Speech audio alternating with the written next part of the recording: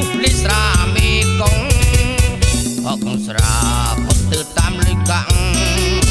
មានប្រាំងផឹងមិនជំពាក់គេទេស្រាស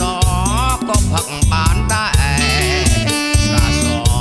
ក៏ផឹកបានដែររឿងជំពាក់គេមិនមែនបងទេអូនឯងនោះវេលេងបៀតងជាច្រើនដងបងដើរតែសងលុយគេរឿងផឹកមិនជំពាក់គេទេរឿងផឹកមិនជំពាក់គេទេអ្នកដែលត្រូវជេរមិនមែនបងទេ